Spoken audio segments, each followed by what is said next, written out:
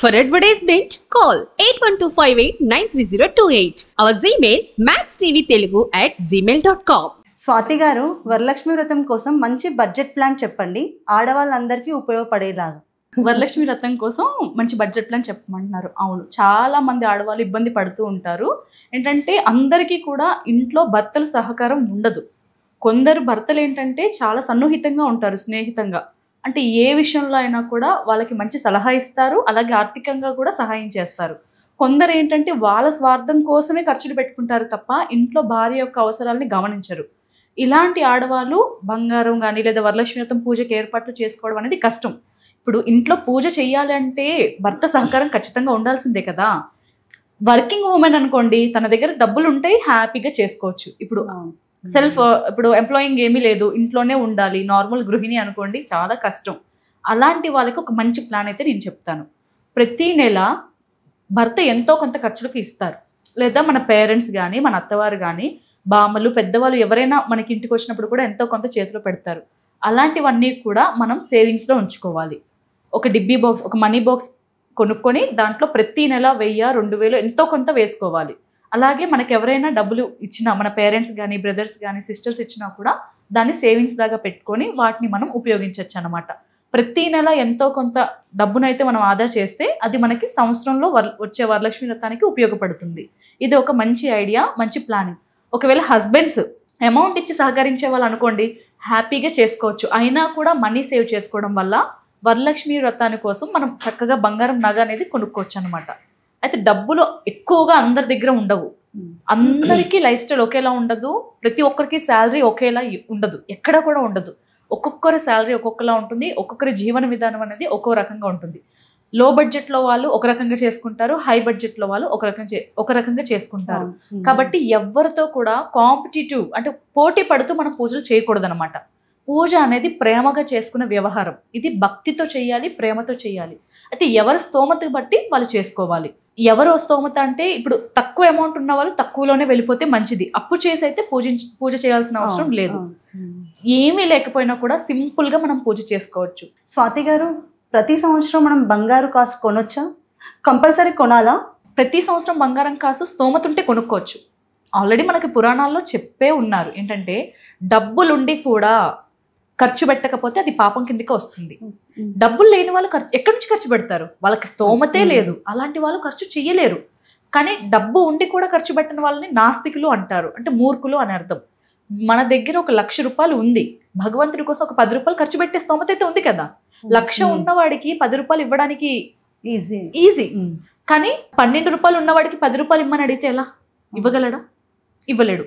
ఈజీగా అర్థమైంది కదా. ఏంటంటే డబ్బులు ఉండి ఆర్థికంగా మనకి ఉంటే భగవంతుడి విషయంలో వెనకడుగు వేయకూడదు. మనము చక్కగా కాసు కొనుక్కోవచ్చు. అయితే కాసే కొనుక్కోవాలని నేను చెప్పను. మనం లాస్ట్ ఇయర్ కాసు ఫస్ట్ టైం పూజ చేసుకున్న కాసును ఉంచుకొని దాన్ని మళ్ళీ వాటర్లో పాలల్లో శుద్ధి చేసి అమ్మవారికి అర్పించవచ్చు. దానికి ప్లేస్మెంట్లో మనం నగలు ఆభరణాలు కూడా చేయించుకొని పూజించుకోవచ్చు అనమాట. బంగారు కాసు కొనలేని వాళ్ళు పసుపు కొమ్ము వేయొచ్చా? ఖచ్చితంగా వేయొచ్చు. పసుపు కొమ్ము వేసి పూజించుకోవచ్చు. పసుపు ఇంకా మంగళ ద్రవ్యం కదా, చాలా మంచిది కూడా.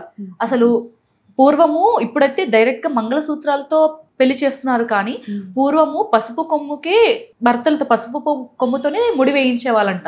మన పెద్దవాళ్ళు చెప్తూ ఉంటారు. అంత మంగళ ద్రవ్యాల్లో పసుపు కొమ్ము కూడా ఒకటనమాట. ఖచ్చితంగా పసుపు కొమ్ముతో మనం పూజ చేసుకోవచ్చు. స్వాతి గారు, సింపుల్గా పూజ ఎలా చేసుకోవాలి? సింపుల్గా అంటే పెద్ద హైరాణ పడకుండా మనం ఏదైతే అమ్మవారికి ప్రేమతో పెట్టాలి అనుకుంటున్నామో ముఖ్యంగా ఉండవలసింది ఏంటంటే అమ్మవారికి వస్త్రం. అది రవికల బట్ట అయినా అవ్వచ్చు, చీర అయినా అవ్వచ్చు. చీర కూడా కొనుక్కోలేని స్తోమతలో ఉన్న వాళ్ళైతే రవిక బట్ట అంటే బ్లౌజ్ పీస్ని కూడా పెట్టుకోవచ్చు అన్నమాట. ఏదైనా ఒకటి కొత్త వస్త్రం అయితే ఉండాలి ఖచ్చితంగా. పసుపు, కుంకుమ ముఖ్యమైనవి. పుష్పాలు, కొబ్బరికాయ. ఎక్కువ ఇన్ని పళ్ళు పెట్టకపోయినా స్తోమత లేని వాళ్ళు ఒక్క కొబ్బరికాయతో కూడా పూజ చేసుకోవచ్చు.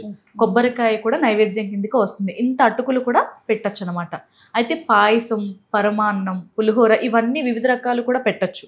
ఇప్పుడు వివిధ రకాలు పెడితే తప్ప అని మీరు అడగచ్చు. కాబట్టి వివిధ రకాలు ఉన్న వాళ్ళు స్తోమతను బట్టి పెట్టుకోవచ్చు, లేకపోతే ఓన్లీ అటుకులు బెల్లంతో పెట్టి కూడా పూజించుకోవచ్చు. అయితే ఇక్కడ ప్రధానంగా ముఖ్యంగా ఉండవలసింది శ్రద్ధ. శ్రావణ మాసంలో వరలక్ష్మి వ్రతానికి ముఖ్యంగా కావాల్సింది శ్రద్ధ. ఇప్పుడు శ్రావణ మాసంలో వరలక్ష్మి వ్రతం చేసుకుంటే లక్ష్మీ కటాక్షం కలుగుతుందనే కదా మనం చేసుకుంటాము. అందులో మనకి మాంగళ్యం కూడా, అంటే మనం సుమంగలిగా ఉంటామన్న కూడా గట్టిగా నమ్ముతాము. అయితే లక్ష్మి అనేది మనకి ఎక్కడ డబ్బులు ఎక్కడ సేవ్ అవుతాయి? శ్రద్ధ. ప్రతి ఖర్చులో మనం శ్రద్ధ వ్యవహరిస్తే, మనం ఏ పని అయితే చేస్తున్నామో దానిలో శ్రద్ధగా చేస్తే మనకి మంచి రిజల్ట్ ఉంటుంది.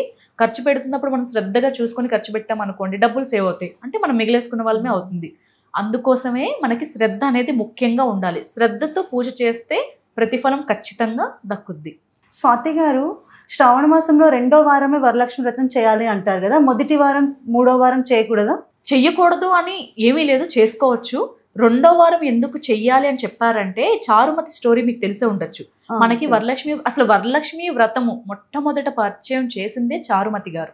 చారుమతికి ఎందుకు పరిచయం చేసిందంటే, చారుమతికి కలలో అమ్మవారు వచ్చి నీ యొక్క సద్బుద్ధి, అంటే తను అత్తమామల్ని బాగా చూసుకునేది, భర్తని బాగా సేవించేది కాబట్టి అమ్మవారికి తను నచ్చి తన కలలోకి వెళ్ళి తన స్వప్నంలో చెప్పింది, ఈ రకంగా నువ్వు నన్ను పూజించుకో, నీకు లక్ష్మీ కటాక్షం లభిస్తుంది అని చెప్పింది. అయితే చారుమతి స్వార్థంగా తన ఒక్కరితో అమ్మవారి కల్లోకి వచ్చింది, నేను ఒక్కదానే చేసి లక్ష్మీ కటాక్షాన్ని పొందుతాను అని అనుకోలేదు.